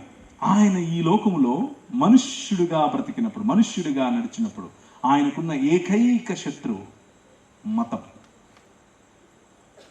రోమియులు కాదు, గ్రేకులు కాదు, హెబ్రియులు కాదు, మతం. మనిషి నిర్మించుకున్నటువంటి మతం. హెరోదీయులు, పరిసయ్యులు, సద్దూకయులు, 3 రకాల మతాల వారు కలిసి మతం ఓర్వలేనిది ఏంటో తెలుసా? ఈ ప్రపంచంలో నిజమైన మనుష్యత్వాన్ని మతం ఓర్చుకోలేదు. చంపే అని చెప్పదు. కానీ నిజమైన మనుషుడు మతంలో ఉన్న మనిషిని నిజమైన మనిషిగా మార్చటం కోసం ఈ ఎలి లమా సబక్తాని అన్నటువంటి అరుపు, దేవా ఎందుకు నా చెయ్యి విడిచావు అని కీర్తనలో రాసినటువంటి మాటను మళ్ళీ ఒకసారి గుర్తు చేసి ప్రజలకు ఆ మరణ లేదా సిలువ మీద నుంచి ఒక సందేశం పంపాడు. సిలువ అనంటే భయంకరమైన, మనిషికి ఉన్నటువంటి క్రూరమైన యాటిట్యూడ్, క్రూరమైన ఆలోచనకు ఒక నిదర్శనం, మనిషి చేసేటటువంటి వయలెన్స్కు ఒక నిదర్శనం, మనిషిని ఏ విధంగా ఎంత భయంకరంగా చంపగలడు అని చూపించేటటువంటి ఒక నిదర్శనం. ఆ నిదర్శనాన్ని, ఆ సిలువ అనే క్రూరమైనటువంటి ఈ సంకేతాన్ని తిరగరాసి సిలువ అనంటే ప్రేమ అని గుర్తు చేశాడు. మనిషి చచ్చిపోతాడు అని అంటే ఆయన అన్నాడు, చావును నేను చంపుతాను అని చెప్పి 3 దినములైన తర్వాత, హోషే గ్రంథం ఒకసారి తీస్తా, 6వ అధ్యాయం 2వ వచనం. హోషే గ్రంథం 6వ అధ్యాయం 2. ఇవన్నీ కూడా ఇప్పుడు నేను ఏవైతే చదివిస్తున్నానో ఇవి క్రీస్తు రాక మునుపు దాదాపు 650 పైచులకు సంవత్సరాలు. కొన్ని వచనాలు నేను మీకు చూపించినవి ఆయన రాకకు 1300 సంవత్సరాల క్రితం నుంచి రాయబడినటువంటి లేఖనాలు ఇవి క్రీస్తు కోసం ఆయన వచ్చిన తర్వాత తన అనుచరులు రాసుకున్న పుస్తకం అని అనుకుండేరు పొరపాటున. కాదు, 600 పైచులకు సంవత్సరాల క్రితం, ఆ తర్వాత దానికంటే ముందు 1300 సంవత్సరాల నుంచి రాయబడుతున్నటువంటి లేఖనాలు ఇవి. ఏమని రాశారు అక్కడ? రండి యెహోవా వైపుకు మరలుదుము. చదవండి, హోషే గ్రంథం 6వ అధ్యాయం 2వ వచనం. 2 దినములైన తరువాత ఆయన మనలను బ్రతికించును, మనము ఆయన సముఖమందు బ్రతుకున్నట్లు 3వ దినమున ఆయన మనలను స్థిరపరచును. మనుష్యులందరికీ పునరుత్థానం, మనుష్యులను తిరిగి జీవింపచేయటం, ఎప్పటికీ చనిపోనటువంటి శరీరం, ఎప్పటికీ నశించనటువంటి శరీరాన్ని ఇవ్వటం కోసం ప్రణాళిక వేశాడు. 2 దినాలైన తర్వాత బ్రతికిస్తాడు, 3వ దినాన మనల్ని స్థిరపరుస్తాడు అని చెప్పినటువంటి మాటను సంపూర్ణం చేయటానికి క్రీస్తు రావాలి. క్రీస్తు అనే మనిషి వచ్చాడు. ఆయనను ఈ లోక మర్యాద యొక్క ప్రతిమ, ఈ లోక మర్యాద యొక్క రిప్రజెంటేటివ్, ప్రతినిధి పిలాతు, బిహోల్డ్ ద మ్యాన్ అన్న, ఇదిగో మనుష్యుడు, ఇదిగో నిజమైన మనుష్య కుమారుడు అని అన్నాడు. ఆయనను చంపారు. 3 దినములైన తరువాత ఆయన మరణాన్ని గెలిచి తిరిగి లేచాడు. ఆయన శరీరాన్ని చూపించాడు. రా వచ్చి తాకు అని అన్నాడు. పక్కను తాకమన్నాడు. చేతిలో వేలు పెట్టమన్నాడు. ఆయన వారితో పాటు భోంచేశాడు. వారికి భోజనం పెట్టాడు. 500 పైచిలకు ప్రజలకు ఆయన కనిపిస్తూ వచ్చాడు. కారణం ఏమిటి అనంటే ఆయన సశరీరుడై తిరిగి లేచాడు. ఇప్పుడు మనం ప్రకటిస్తున్న సువార్త ఏంటి అనంటే మీరు సస్తే ఎక్కడికో పోతారని కాదు, మీరు తిరిగి లేబోతున్నారు. ఈ శరీరాలతో తిరిగి లేబోతున్నారు. ఇంతకంటే గొప్ప శరీరాలతో తిరిగి లేబోతున్నారు. ఏ కరోనా తాకని శరీరంతో తిరిగి లేబోతున్నారు. ఏ బ్యాక్టీరియా మిమ్మల్ని ఏమి చేయలేని శరీరంతో తిరిగి లేబోతున్నారు. మీకంటే ముందు నిద్రించిన వారిని మీరు చూస్తారు. మీ ఊరికి నేను వచ్చానని ఆ రోజు మీరు నన్ను గుర్తిస్తారు. అర్రే బట్టనె తీసుకుని వచ్చాగా మా ఊరికి అని నన్ను చూసి మాట్లాడతారు మీతో. మీరు నూతన ఆకాశం, నూతన భూమి, ఆ నూతన ఆకాశం, నూతన భూమిలో, నూతన సృష్టి కార్యంలో ప్రభు అయిన యేసుక్రీస్తు ఎప్పటికీ చనిపోనటువంటి శరీరముతో ఉన్న మనుష్యులను నిర్మిస్తున్నాడు. ఈ 66 పుస్తకాలున్న బైబిల్ గ్రంథం నిజ మానవ మనుగడకు మనకు ఇచ్చే సమాచారం ఇది. రాబోయే రోజుల్లో మనుషులు ఇలా ఉంటారని చెప్పే సమాచారం ఇది. అదే స్వార్థ. కమ్, ఈ రాజు దగ్గరికి రండి. గగనాన్ని చీల్చుకొని వచ్చినటువంటి ఈ రాజు పురాతన కాలము మొదలుకొని శాశ్వత కాలము తన ప్రత్యక్షతను చూపిస్తూ వస్తున్నటువంటి ఈ రాజు ఏం చేస్తున్నాడు అని అంటే రా అని పిలుస్తున్నాడు. వచ్చి నాతో కలువు అని పిలుస్తున్నాడు. నా మార్గాన్ని ఎంచుకో అని పిలుస్తున్నాడు. ఆయన మార్గంలో నడిస్తే నీకు విజయం అని చెప్తున్నాడు. ఆయన మార్గంలో నడిస్తే నువ్వు నిజమైన మనిషి అవుతావు. మతం కాదు, మానవత, ప్రేమ ఉన్న మానవత, సమాధానం ఉన్న మానవత, సమతాభావం ఉన్న మానవత, పరులను చూసి గౌరవించే మానవత. అందుకే ఆయన ఒక ప్రార్థన నేర్పించాడు. వీళ్ళు వెళ్ళి మనకు ప్రార్థన నేర్పిస్తావా అని అడిగారు. ఆయన చెప్పాడు, పరలోకమందున్న మా తండ్రి, నీ నామము పరిశుద్ధపరచబడును గాక. ఆయన నువ్వే రాజువు కాబట్టి నీ రాజ్యము. కానీ మతం ఏం చెప్తుంది అని అంటే నేను చచ్చిపోయి ఎక్కడికో పోదును గాక అని చెప్తుంది. నో నో నో, మార్గం ఏం చెప్తుంది అంటే ఆయన రాజ్యం ఇక్కడికి రావాలి. ఇక్కడ ఈ భూమి మీద మనం ఆయన రాజ్యంలో బ్రతకాలి. ఈ ప్రాంతంలోనికి మనల్ని ప్రేమించి ఈ 66 పుస్తకాలున్న బైబిల్ గ్రంథాన్ని ఎత్తుకొని వచ్చిన వారు, వాళ్ళు చెప్పినటువంటి సువార్త, వాళ్ళు ప్రకటించినటువంటి క్రీస్తు ఎవరు అనంటే ప్రతి ఒక్కరికి విద్యనివ్వాలి అని ఆలోచించిన క్రీస్తు, అందరికీ వైద్యం అందాలి అని ఆలోచించిన క్రీస్తు, ప్రతి జనాంగానికి గౌరవప్రదమైన జీవితం రావాలి అని ఆలోచించిన క్రీస్తు, ప్రతి జనాంగానికి బట్టలు వేసుకునే హక్కు ఉండాలి అని చెప్పిన క్రీస్తు, ప్రతి ఒక్కరికి కూర్చోవటానికి హక్కు ఉంది అని చెప్పిన క్రీస్తు, హెచ్చుతగ్గులు తేడా లేవు, ప్రతి మనిషి సమానం, ఒకరితో ఒకరు సమానం అని చెప్పిన క్రీస్తు, ప్రతి మనిషి దేవుని స్వరూపము, దేవుని పోలిక అని గుర్తు చేసిన క్రీస్తును ప్రకటించారు. ఆ క్రీస్తునే మీకు ఈరోజు మళ్ళీ ప్రకటిస్తున్నాను. ఆయన నిజమైన మనుష్యత్వాన్ని, నిజమైన మనుష్యులను, నిజమైన మనుష్య సమాజాన్ని నిర్మిస్తున్నాడు.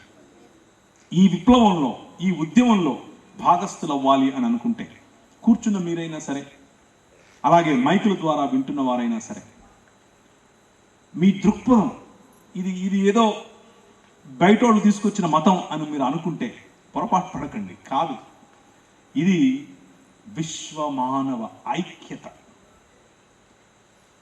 ప్రతి ఆటంకాన్ని, ప్రతి ఆలోచనను, ప్రతి అధికారాన్ని మనుష్యుల పైన, మనుష్యులను స్వతంత్రంగా ఉండకుండా మనుష్యులను బానిసత్వంలోనికి నెట్టేస్తున్న ప్రతి సామాజిక రుగ్మత నుండి, ప్రతి వ్యక్తిగత రుగ్మత నుండి, ప్రతి వైశ్విక రుగ్మత నుండి విడిపించటమే క్రైస్తవం అంటే.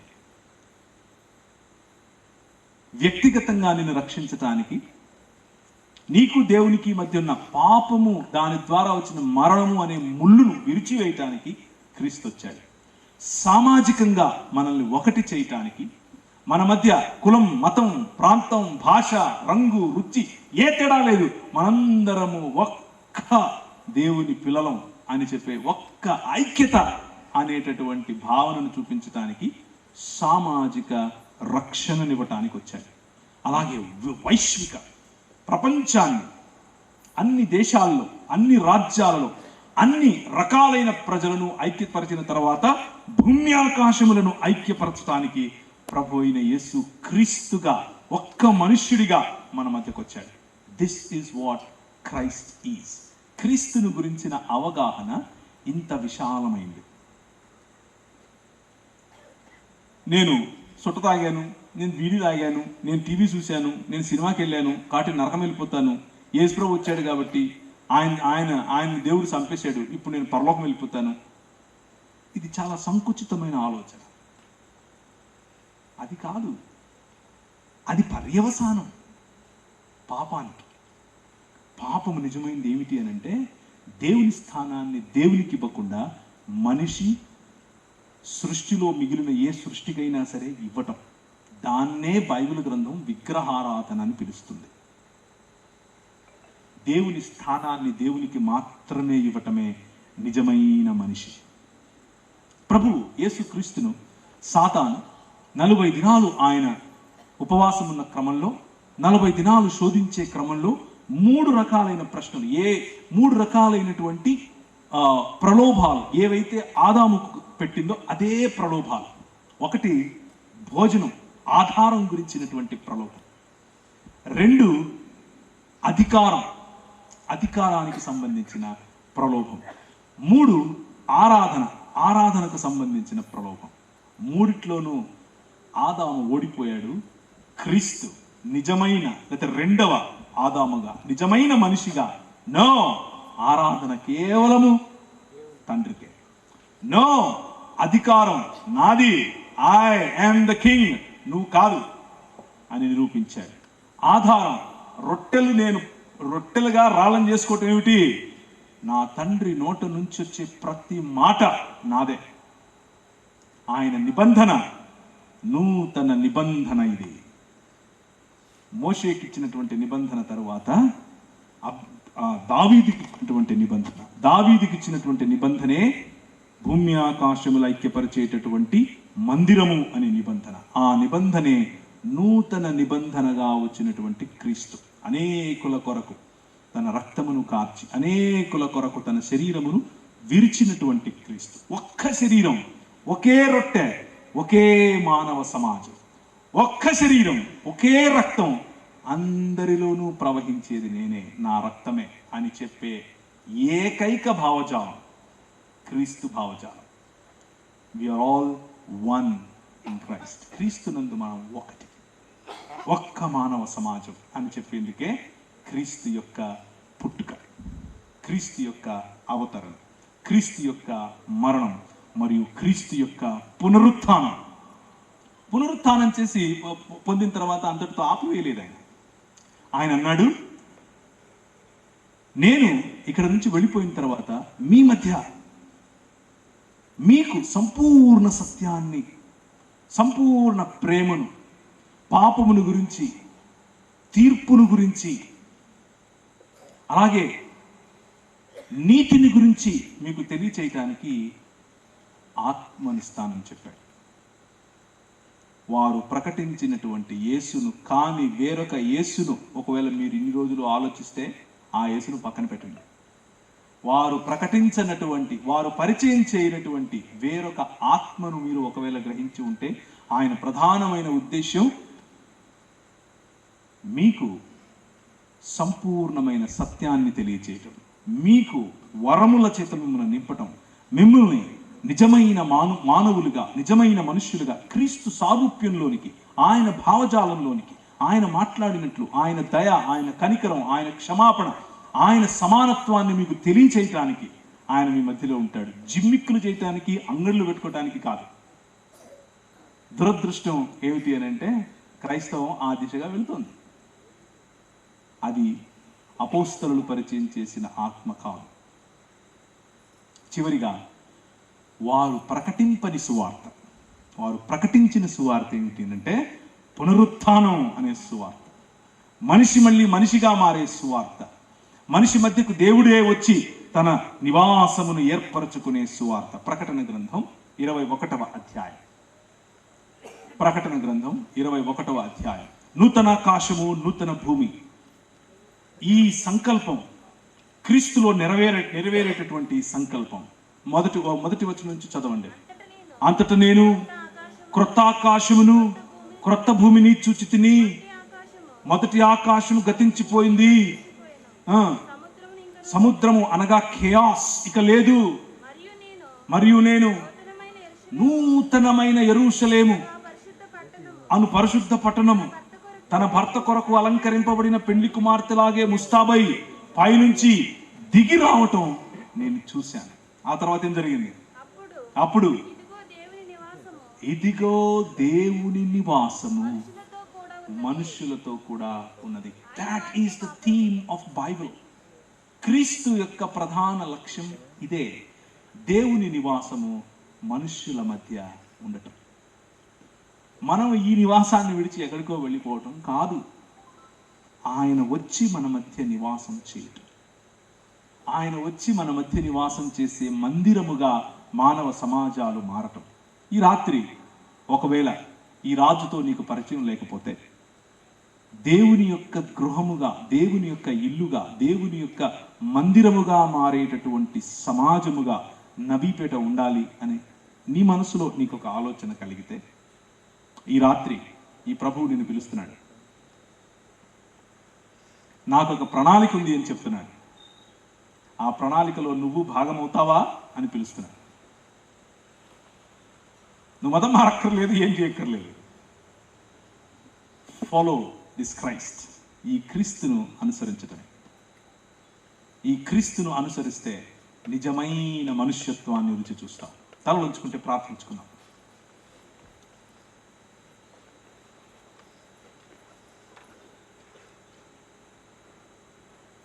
సృష్టికర్త అయినటువంటి క్రీస్తు తన రాకకు 100 సంవత్సరాల క్రితము నుంచి ప్రవచన రూపంగా చెప్పబడుతున్నటువంటి క్రీస్తు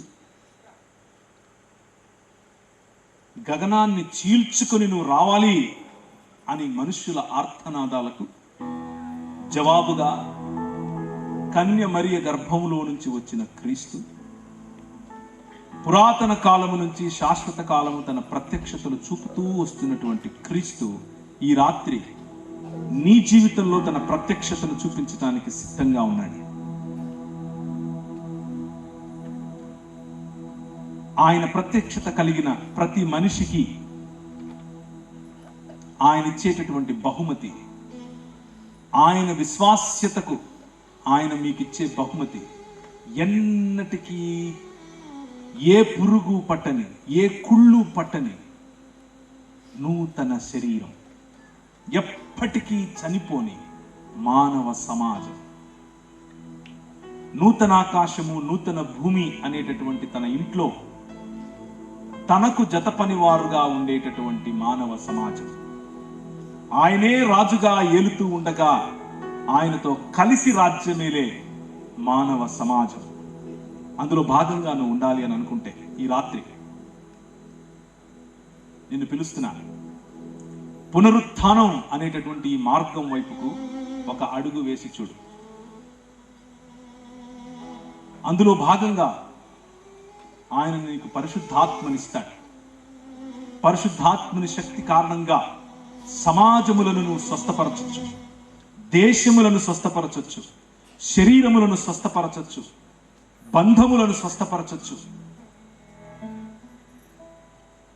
మైకుల ద్వారా వింటున్న వారైనా సరే, ప్రాంగణంలోనే కూర్చున్న వారైనా సరే, ఈ స్వస్థత, ఈ స్వస్థ బుద్ధి, ఈ జ్ఞానం ప్రపంచంలో దేవుని నివాస స్థలముగా దేవుని ఈ మనుష్య సమాజాలను మార్చేటటువంటి నూతన మానవ జీవన విధానం, ఆ జీవన విధానంలోనికి మిమ్మల్ని ఆహ్వానిస్తున్నాను. దేవుణ్ణి తిరస్కరించినటువంటి మానవ సమాజం, దేవునికి దూరమై మరణమై బానిసత్వంలో బ్రతుకుతున్నటువంటి మానవ సమాజాన్ని విడిపించడానికి వచ్చిన క్రీస్తు నిన్ను పిలుస్తున్నాడు. కమ్ వర్క్ విత్ మీ, నాతో కలిసి పనిచేయి. ఈరోజు రాత్రి ఆయన స్వరం నీకు వినబడితే నీ హృదయాన్ని కఠినపరుచుకోవద్దు. ఆయన అడిగేదల్లా నీ హృదయం ఇమ్మని. రా, నా మార్గంలో నిజమైన మనుష్యత్వాన్ని నేను చూపిస్తాను. ప్రపంచములను స్వస్థపరిచే మనుష్యత్వం, సమానతను సమాజంలో తీసుకొచ్చే మనుష్యత్వాన్ని నేను చూపిస్తాను అంటున్నాడు. గివ్ యువర్ హార్ట్, నీ హృదయాన్ని ఆయనకి ఇస్తే నీ జీవితం అనేకులకు ఆశీర్వాదంగా మారుతుంది. కృపగలిగిన తండ్రి, మా మధ్యలో ఉండి మాతో మాట్లాడి మాకు కావలసినటువంటి ప్రతి అంశాన్ని మాకు విశదంగా, విపులంగా, డీటెయిల్డ్గా మాకు తెలియచేయమని, సంపూర్ణ సత్యంలోనికి నడిపించమని, నీ ప్రజలముగా, నీవు మేపు గొర్రెలముగా మేము ఉండినట్లు సహాయం చేయమని, విన్న ప్రతివారు, ఇక్కడున్న ప్రతివారు, నిర్ణయం తీసుకోవాలనుకున్న ప్రతి వారిని ఆశీర్వదించమని యేసు నామమున ఈ చిన్ని ప్రార్థనను అడిగి వేడుకుంటున్నాము తండ్రి.